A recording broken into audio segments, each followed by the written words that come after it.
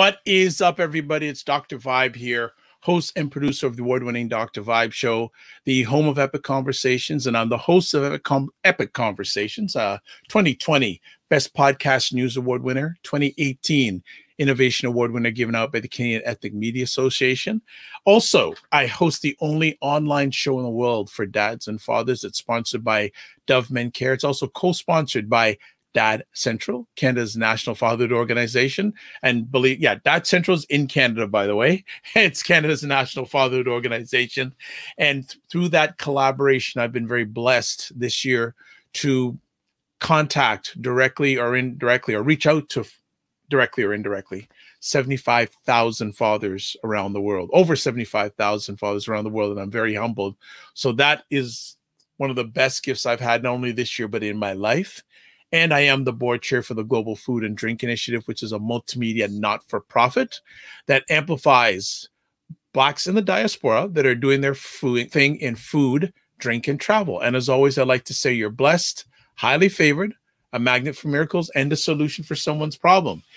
If you know anything about Dr. Vibe, anything, one of the things I love is meeting new, wonderful people. And we have another wonderful new person. She's not only a new, wonderful person, she's a new friend. Tosha Schore is on a mission to create a more peaceful world, one sweet boy at a time, supporting your care for yourself, connect your boy deeply, set limits lovingly, and play wildly. Play is so important. Play, people, play. Got to get some more play in our lives, not just kids. She brings a burst of energy and optimism to parenting and is an expert at simple solutions to what feel like overwhelmingly complicated problems. Through her online communities, she helps break the isolation of modern parenting and lifts your confidence so you're better equipped to face the challenges raising young boys. She's a trainer of hand-in-hand parenting, co-author of a great book, Listen, 5 Simple Tools to Meet Your Everyday Challenges, and the creator of Parenting Boys Peacefully, including the Parenting Boys Peaceful, a 10-day Reconnect, an online group experience shared by over 15,000 parents worldwide. Bravo, bravo. And she's also a frequent guest expert on podcasts like this one and online and in-person conferences. So we'd like to welcome to the Dr. Vibe Show for the first time, but not the last time, Tosha Schore. How are you? Thank you, Dr. Vibe, for having me. I'm amazing. I'm really, really excited to be able to have this conversation with you.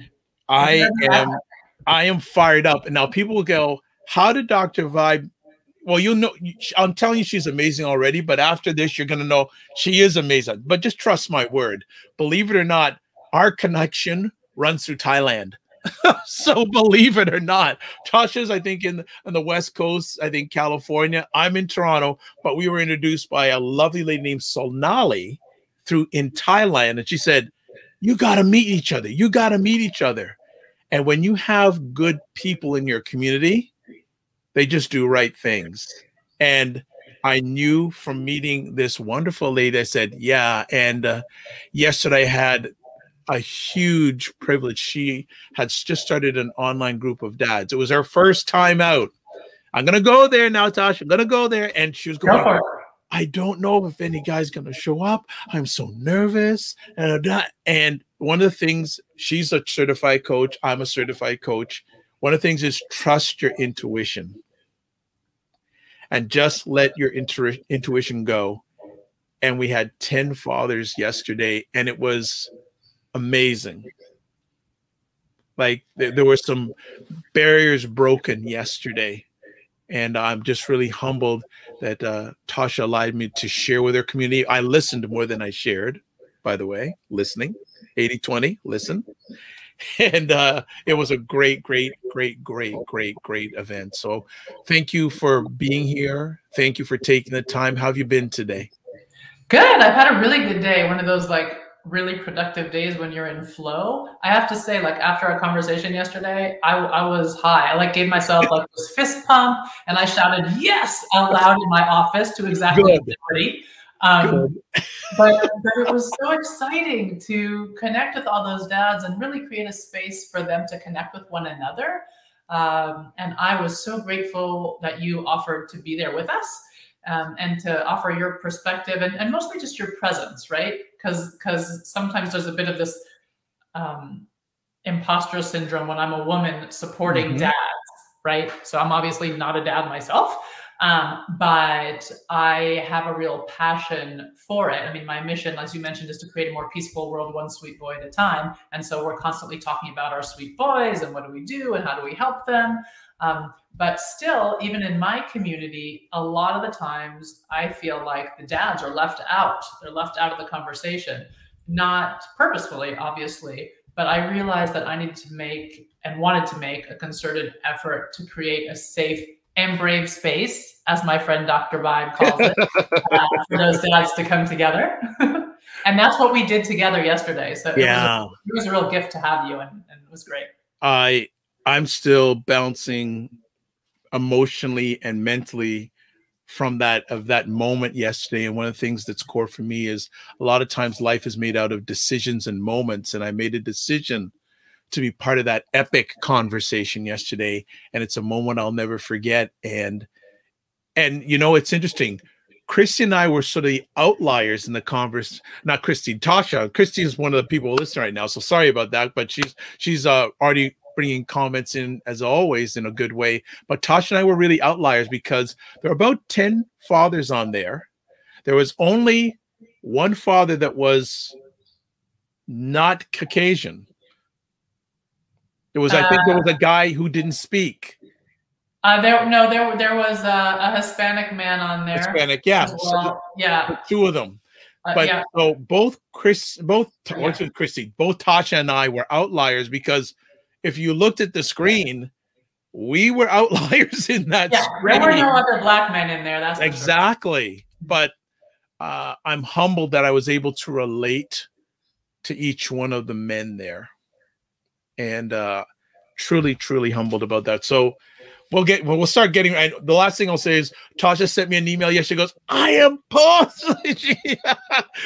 We had to end it off early and just, I got to go to another call. But before she went to another call, she emailed me. I was so excited. So more to come. But what we do, especially the first time we have new friends on the show, could you share a little bit about your background with our audience? Sure. Gosh, what part of it do you want to know? There's a lot of background. I turned 50 this year. I got a lot of background. Well, look, my mother raised me. There's two things you never talk about with a lady: age and weight. So I'm staying away from that conversation. I'm happy to share both. It's not that interesting, though. No, my goodness. Okay, so where were you born? Where were you raised, et cetera, et cetera? Okay. That kind of thing. So I was actually born in Fort Bragg, California, which is a little town on the Northern California coast. Yeah. I moved up to Washington State pretty quickly, and my parents divorced when I was 5. And when I was 5, my mom and I moved to Oakland, California, which is where I grew up. So, and then my partner is from Israel, and so I actually met him my senior year of college, and I have been back and forth between Israel and California, and Israel and California, and Israel and California for a million years ever since then. So that's my sort of geographic story, and I can tell you a little bit about, I think, sort of why it is that I work with boys, because I think that's kind of one of the questions that people generally want to know. Mm-hmm. And I think I just want to share a story with you. So absolutely, please. It's all about storytelling, please. When I was, I don't know, several months pregnant with my first child, all of a sudden one morning I had this thought: what if I have a boy? Like, it never even crossed my mind, because I pretty much grew up with a single mom. Like, it was she and I, we were like the dynamic duo. I grew up, in Oakland, California in the 70s. It was like the women's movement. We would go to protests. There was all sorts of, political activism, feminism. I mean, we were just in it all. And it was just women power, girl power, female power. And I don't know, I just assumed like I'd have a girl and we continue on with this tradition, right? And all of a sudden, one morning, I think to myself, oh my God, like, what if I have a boy? So what do? I call my mom and I say, Mom, what if I have a boy? Silence on the other end of the line, just like silence. And then, and then what's, felt like a half an hour, it was probably like 5 seconds. She said, don't worry, Tosha, we'll figure it out. and, and it was like, we'll figure it out. Okay, thanks. well, this is what's interesting, right? Because what happened, Dr. Vibe, what happened is that, I grew up, like I said, with a real strong feminist background. And I still consider myself a feminist, and I believe strongly in feminism. But what I realized as I had a boy and another one, I have three boys, was that in the feminism that I grew up with and studied, I was even a women's studies major in my undergraduate work. A lot of what I learned had men pinned as the bad guys. And when I had my boys, I had to somehow reconcile like these beliefs that I held true in my heart, like the rights of women to, earn the same as a man, to be treated equally, to have opportunities the way that men do, but also to be able to advocate for men and my boys, right? Because all of a sudden I have these boys who I love more than anything in the world, and they're not the bad guys. Yeah. So I had to kind of marry that. And then just to complicate things a little bit further, they were struggling. One in particular was really struggling. And I found myself in a position where I needed to figure out how I could advocate for him despite his behavior. In other words, like, okay, yes, the behavior is not okay. We have to work with him to help him and figure this out, but he's still good. And I still have his back. And all of the adults here need to have his back. We're the ones who need to figure this out. So that was my journey. And I just, at a certain point, was having such a hard time that I sought out help, as you understand. And that's how I met my mentor, who ended up being, I ended up co-authoring the book that you mentioned earlier with. Right.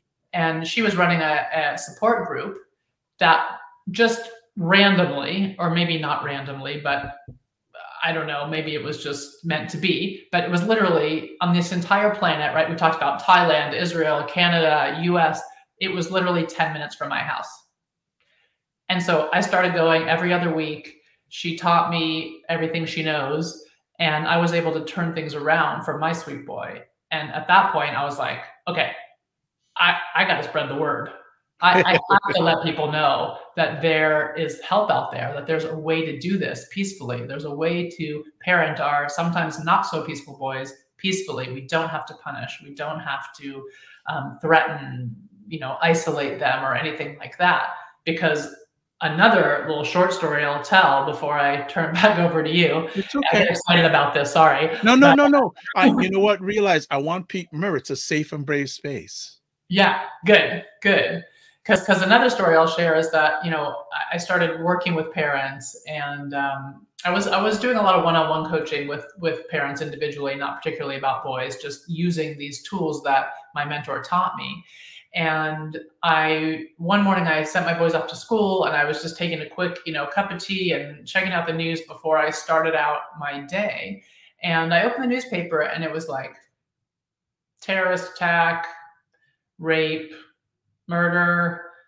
I mean, it was just like one atrocity after the other, and it was all at the hands of men. And I thought to myself, okay, my calling here is to let parents of young boys know that we have an amazing opportunity here. Our boys don't have to turn out like this. Like, there's a lot that we can do, because parents, you have to understand, they come to me, they're terrified. Is my kid going to be the next school shooter? Is my kid going to be the next, rapist behind the dumpster? And these are little kids we're talking about. But their behavior feels really scary, and parents don't know what to do. And they're thinking like, oh my God, if he's like this now, what's he going to be like when he's a teenager? And so I thought, okay, I got to start connecting the dots for these parents, and really starting early, which is why I love to work with parents when their kids are really young. Like, we got these young boys, and it's like, okay, let's talk to them about parenting peacefully. Let's really show them how to set limits lovingly, how to play wildly, how to harness the power of laughter to help shift behaviors, how to understand like that emotions aren't a bad thing. They're not necessarily a sign that something is wrong, but often a sign that something is right if we can just, zip our mouths and listen a little bit. So that's a little bit about me. I get very excited about what I do. You know what? That's very important. And in my communication with you, especially offline, you're a lady or a person or an individual whose purpose and passion matches your core. Yes. And it's your relevancy as a human being matches your purpose and your passion. So it works all together. It's an equal sign. It's an equal sign. Yeah. So I appreciate that. Definitely have a few questions for you, though, based on the little you shared. And folks, we're already going to be doing a part 2 because there's so many things I want her to share about. But I just want to shout out Christy White. Thank you so much for stopping by, who's a children's book author, and Dr. Tachi, who hosts the livest program online in regards to media. It's called Mediascope. It's a great weekly commentary about media, tech, and pop culture. Actually, we're doing this on October 27th, which is a Wednesday night. She does it on IG Live at 5 o'clock, and then on 6 o'clock, oh my gosh, YouTube, Facebook Live, WJMS Radio, and a gospel station out of, I don't remember what, I think it's Trinidad. Dr. Tachi, if I got that wrong, it's my head, not my heart. So let me get back into this wonderful conversation. Being a feminist, how hard of a turn was it to start focusing your energies on boys? I don't remember it being hard. Like it's like right now, I just feel like I'm so in it. I have to think back. I don't remember it being hard because my love for my boys was so strong. It was like the number one thing. It was like, okay, I'm going to fight for these kids, right? Mm-hmm. Fight for their right to be seen and heard and cared well for. So I don't think of it as being hard, but it was complicated. It was complicated. I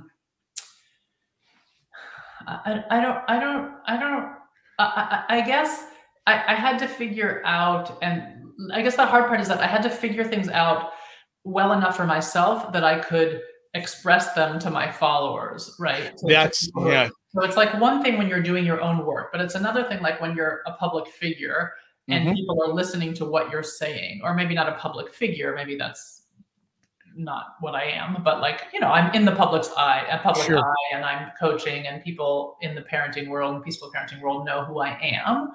I have to like have sort of a confidence. And when you're teetering and you're thinking about something new and trying to figure something out, sometimes confidence is hard to find. But what I discovered early on, and I think that what's definitely like mainstream now, is that I just have to be authentic, and that's how I am anyway. And so I was just honest. Hey, I'm trying to figure this out. So I would come up with phrases that worked for me, like, yes, I get that the behavior is okay, like I mentioned before, but that doesn't mean the child is bad. So we do a lot of talking about separating like essence and being and our sweet boy from these yucky behaviors that are kind of glommed on top, mm-hmm. right? And we talk a lot about, hey, in order to help peel back these behaviors that are getting in the way of him living his biggest, fullest life, we have to be able to remember that sweet boy is in there and constantly be moving towards connection with him rather than interacting with these behaviors so directly. Right. And for sure, rather than like labeling the child as the behaviors, right? He's a bad kid. He's aggressive. He's mean. He's a troublemaker. He's a bully. All of those things. Like we don't want to be going that direction. Okay. When you started your journey, was there a moment or a few moments where you realized that it's going to be good? Instead of just focusing on my boys, I could start focusing on other parents' boys. Was there a moment or two, an aha moment, or while I'm saying, this is my core, this is my purpose? Did you have any of those early on in the journey?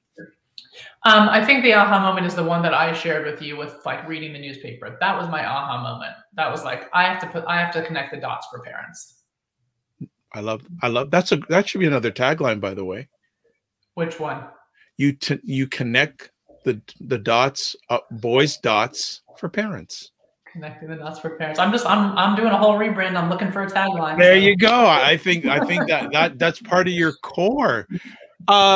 As we go on to the conversation, and as I said, folks, we will be doing a part 2. So while you're watching live, please, whatever platform you're watching this live on, whether it's Facebook, YouTube, Twitch, or Twitter, please, questions and comments. We'd love to get them.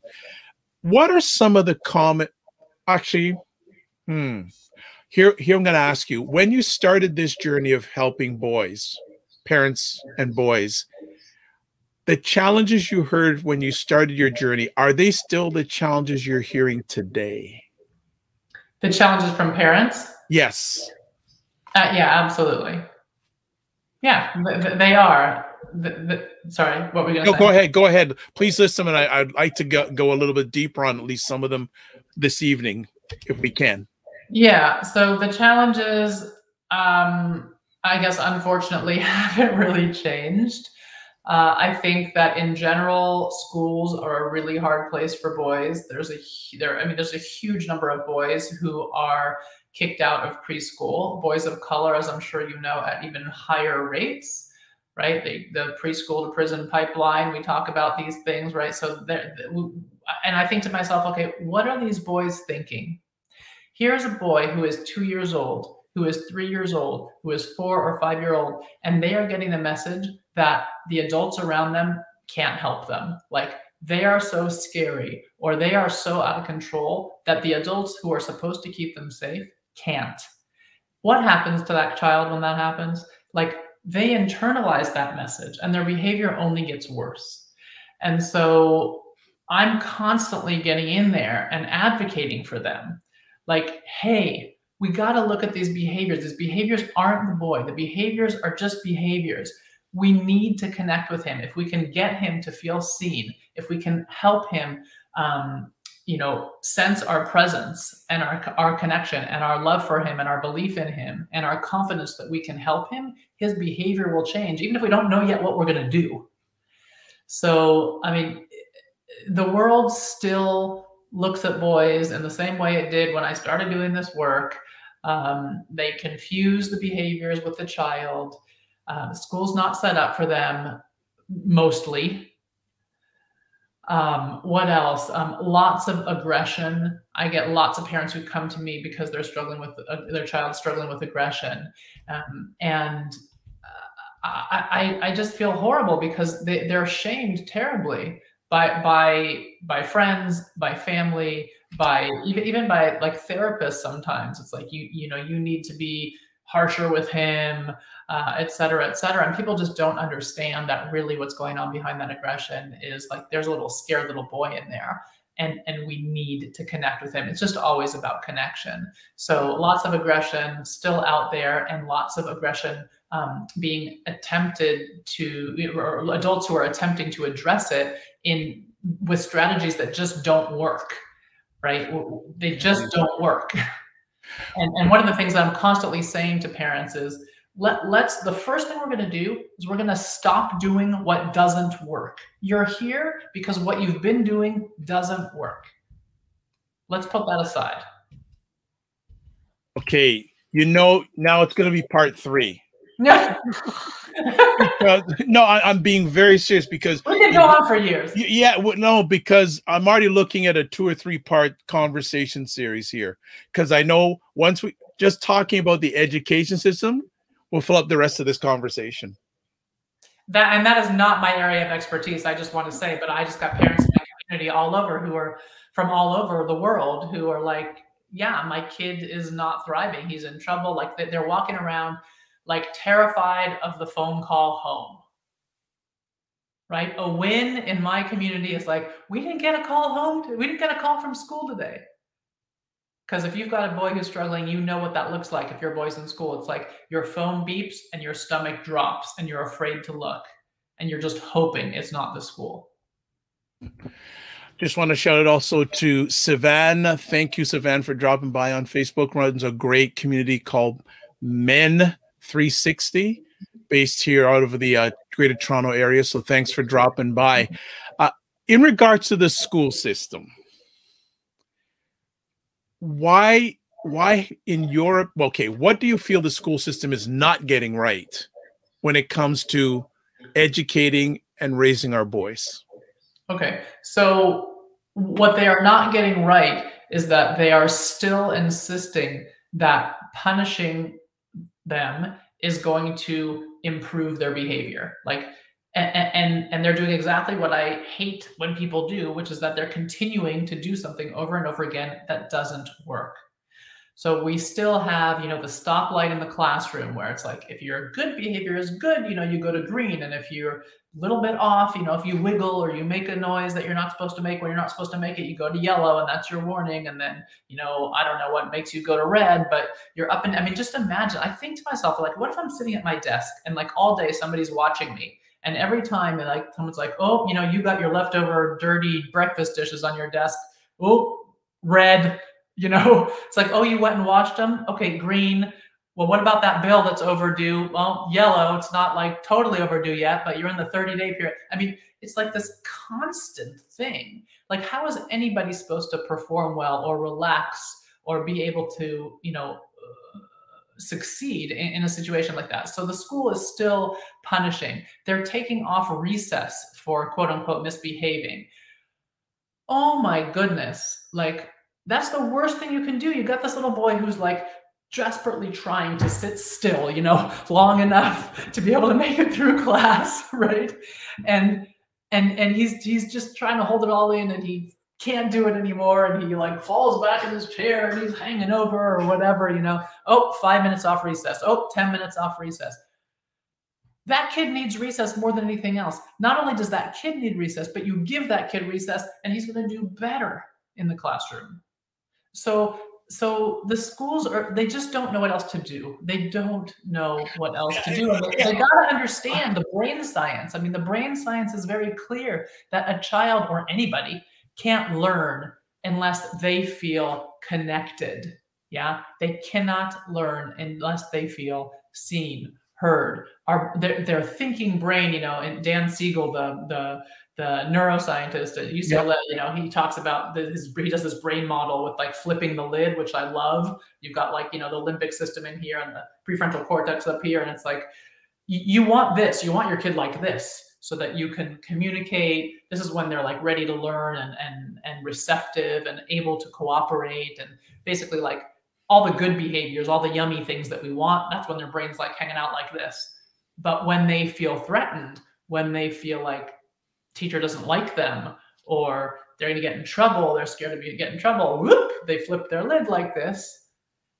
And then they're not able to learn. Like, this is the part of the brain responsible, for thinking and reasoning and planning and all that stuff. And so here's the teacher at the front of the room, like, trying to teach like this. And this kid's wiggly.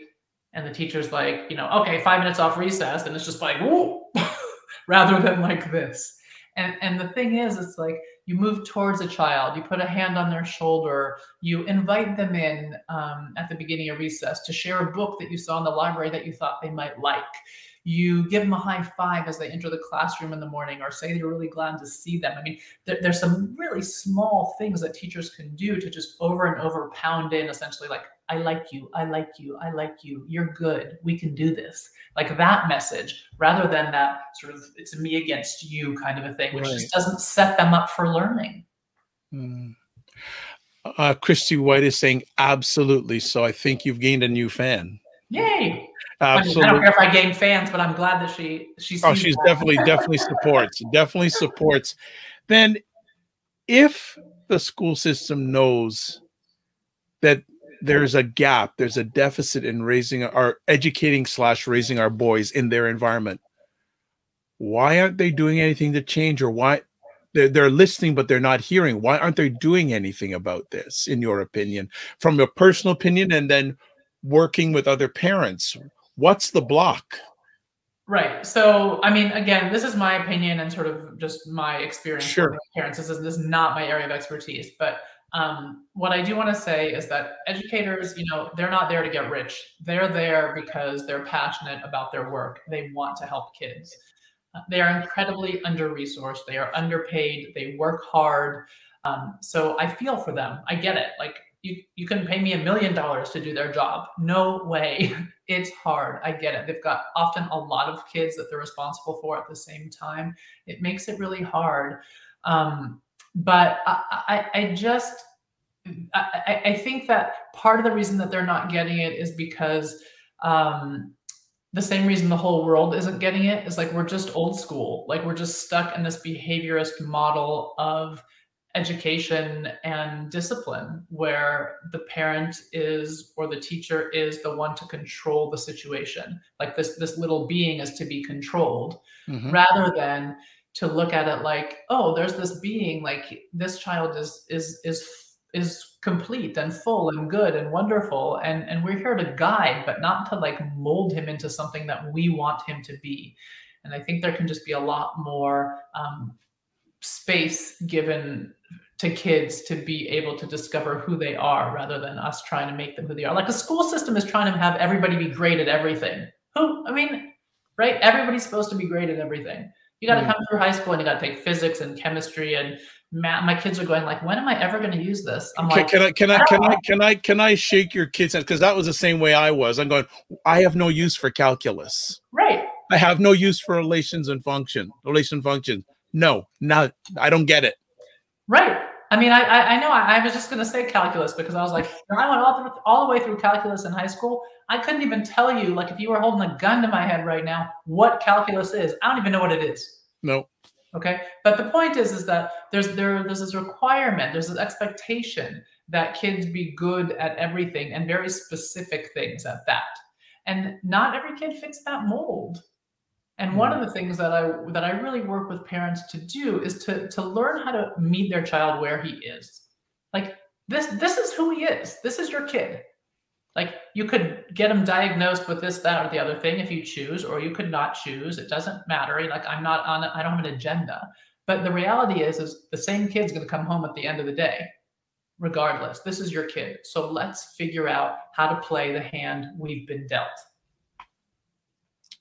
Okay. I've been thinking in my head, we're going to save aggression and shame for a series. Okay. Yeah. Yeah. Good. Yeah. For spring. Well, whenever, but I'm going to come about this another way now.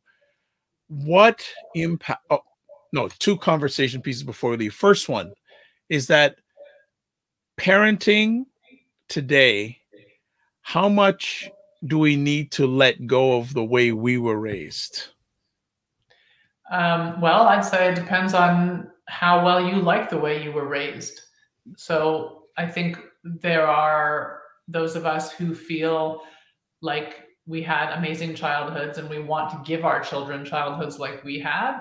And then there are those of us who feel like we had horrible childhoods and we don't want to give them anything like that. We want to do something completely different. And then those in the middle. But what I will say is that I think it's an amazing exercise and an important exercise for parents to do. And I do this with parents, is to sit down and just have a little journal. Like, what about your childhood do you want to pass on? Are there rituals? Are there things that you love that your parents did, ways that they behaved that you really like, that you want to be sure to pass down? And then in the other column, it's like, are there things that's like, no way, I do not want to do this? Because oftentimes, like, we're kind of zombieing our way. We're just kind of, we're not really thinking about it. And just the act of writing it down and bringing it top of mind often is a really good first step to get parents just thinking about it, or being aware of like, what do I want to bring? What do I want to leave behind? Because the cool thing is that we can leave things behind that we want to leave behind. True. You know, I'm reflecting with yesterday's conversation and that one gentleman that went deep. Yeah. And he's challenged about leaving some things behind. Mm-hmm. But what you just shared, that's just, like I say, that's a huge knowledge bomb right there. That's a huge, huge, being able to just almost having an accountability check of yourself and have that sheet. One side, this is what I want to keep. The other side, this is what I want to get rid of. But it's not always easy to get rid of, though. No, it's never easy to get rid of, but it's possible. We're not talking easy. We're talking possible. Most things that are worthwhile aren't easy, I've found. It's a good point. Good point. We've been going through an interesting time in the world the past 14, 16 months. We have. How has it impacted you raising boys as a parent? And what are parents telling you? What are they telling you? What are they challenged with? Or, because obviously now they had their children at home for a long period of time. They had to be there with them. How are they handling it? Oh my goodness, Dr. Vibe, this has been like the hardest year and a half for families. Like in all the years I've been working with families, this has just been the hardest time for a lot of different reasons. But I think the biggest reason is the isolation. The kids have been incredibly isolated from their friends, right? They have some kids, most kids have had very little or no contact with other children. Now, if you think about like a kid who's 4, that's half their life, right? That's a long time. The parents are also incredibly isolated. And one of the things that makes it really, really hard to parent in ways that we feel proud of and that we feel good about is when we feel alone. We feel alone with the things that we like. Oops, I didn't really want to act that way. And alone with our wins and alone with everything. Like it's really hard to parent well when we're feeling alone. So the isolation has just hit home really hard. As you know, suicide rates unfortunately have skyrocketed. I don't want to talk about it, but I know it has to be talked about, but it's just so upsetting. But just in my close world, I know people who have, not who I know, but people who I know kids who have died by suicide this year. And last year. And it's been terrible. I mean, just think of the life that was ahead of them. Parents have been terrified. And so my main message to parents for the last, couple years now has been mental health first. Because it's interesting, like a lot of the challenges and the questions that people would come to me with, like, what do I do about school? I can't get them to sit still and stay on Zoom and all the things. They're all like school related stuff, so much school related stuff. My youngest was in 8th grade last year. We unschooled, mostly un. Yes. Okay. Why? Mental health first. He was anxious. He was acting all funny, like towards the beginning of the pandemic. And I was just like, no, we're not going to have this. We're not going down that road. We're just going to let this stress go. We're going to focus on something completely different. So, and that's connection. So, I've been really driving guiding parents away from being stressed out about school and realizing that I can't tell you how many times I've said the last couple of years, if your child misses this entire year of school, he's going to be okay. He's going to be okay. He can make up everything. We got to focus on their mental health. How is he doing? How is he feeling? Is he laughing? Does he smile? Is he alone in his room or is he interacting with you? Like, these are the things that I'm looking for. I don't care if he's, finished his homework. I really don't. And I'm an academic. I mean, like, I'm not an academic anymore, but like, I have a graduate degree. Like, I believe in academics. I want my kids to go to college, like all of that. Right. But these are extenuating circumstances. We need to be focusing on mental health first. And if that means at the expense of traditional education for a period of time, I believe that that's perfectly okay. Christy's saying here too, we unschooled. Yeah. Wow. Hadn't heard that term. I hear it sparingly, unschooled. Oh, wow. Yeah, it's exciting. I mean, I have to say, like, I didn't know that much about it before.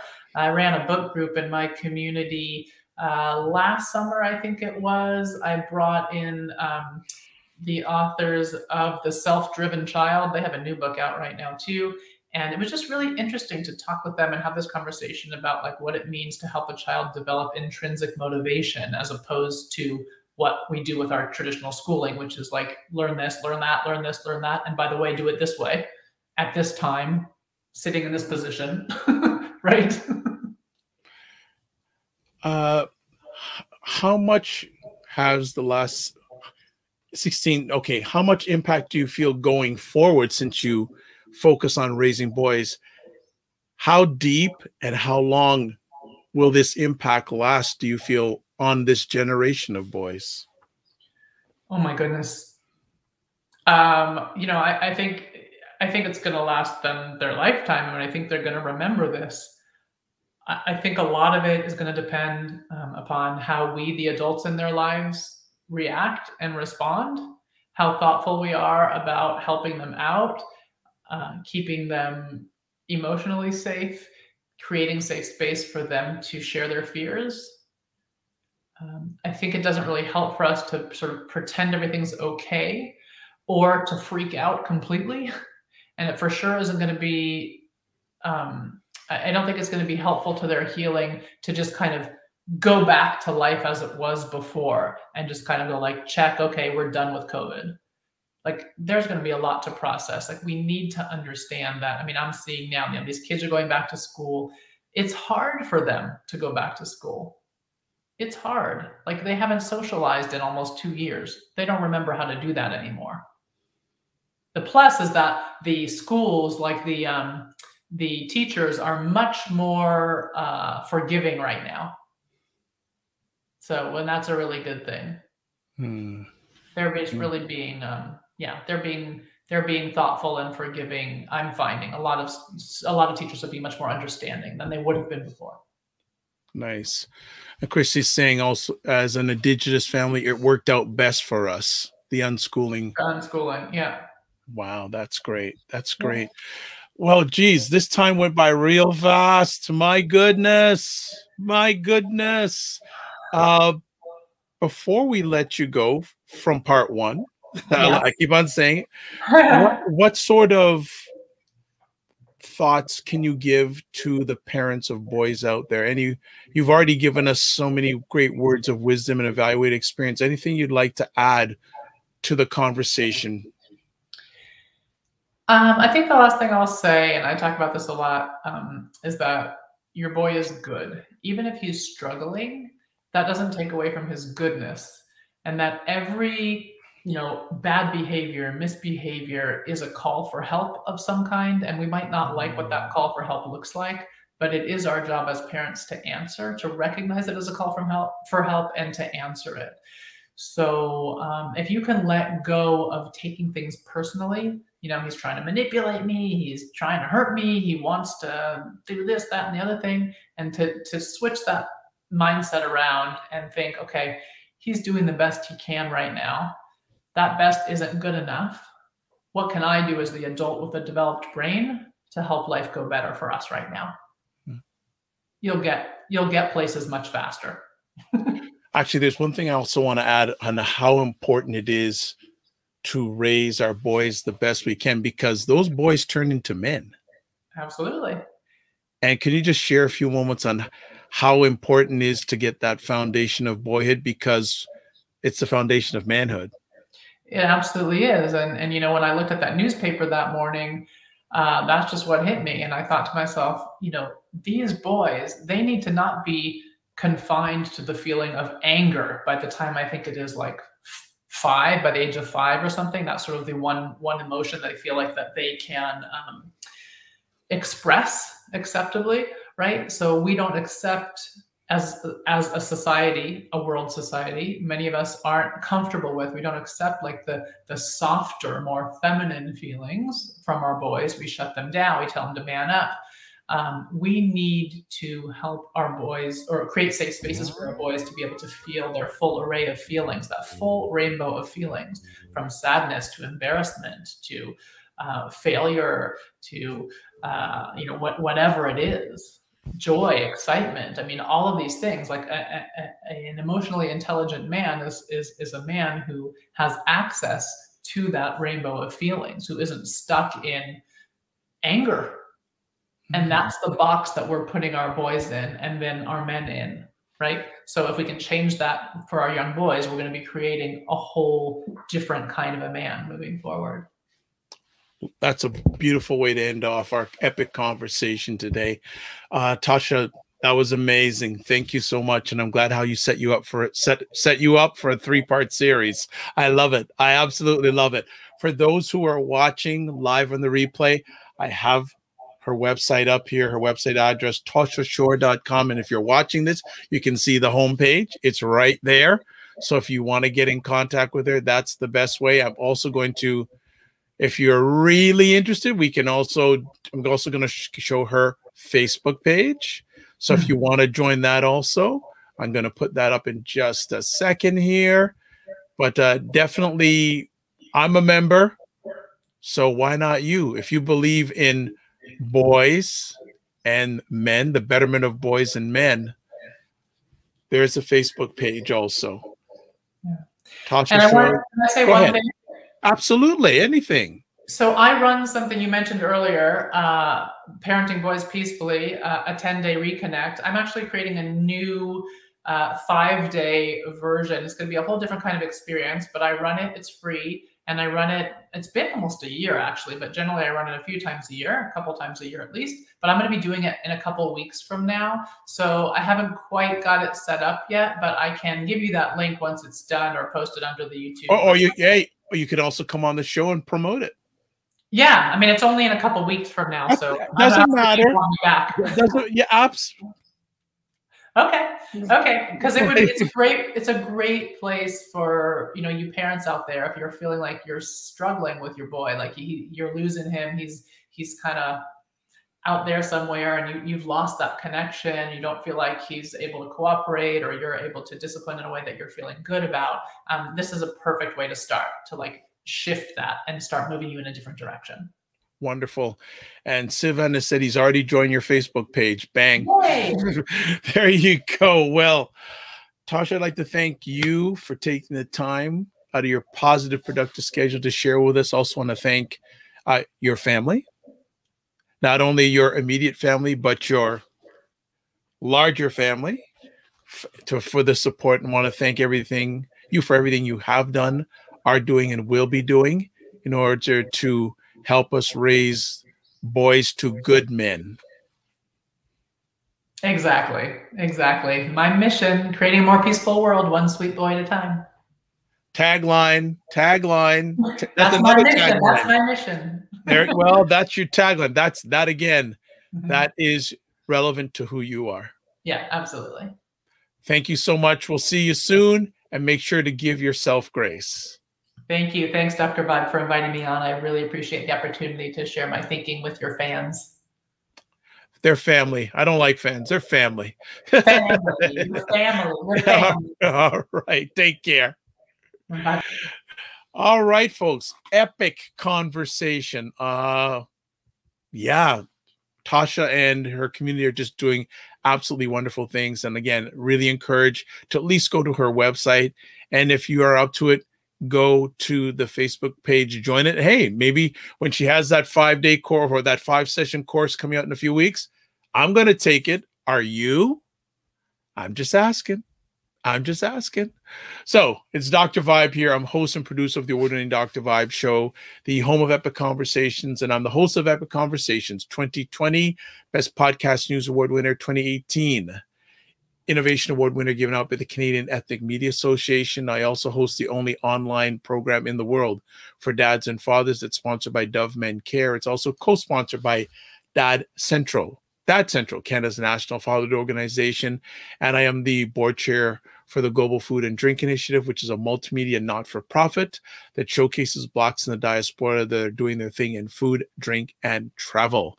Before we sign off, I always like to hail up people who were able to come on live. I'd like to say thank you to Christy, Sivan, and Sivan's organization on Facebook is, he gave it to me, I got to make sure I get it right, Voice of Men 360 on Facebook. Voice of Men 360 on Facebook. Also want to thank Dr. Tachi and everybody else who watched this live on replay or will be listening to the replay. It's appreciated and not taken for granted. As always, I like to end off my conversations with this. Live your life as a dream. If you can dream it, you can make it. Sometimes you have to get small to get stronger. Block assumptions, then aim bigger aim better, aim higher, aim wider.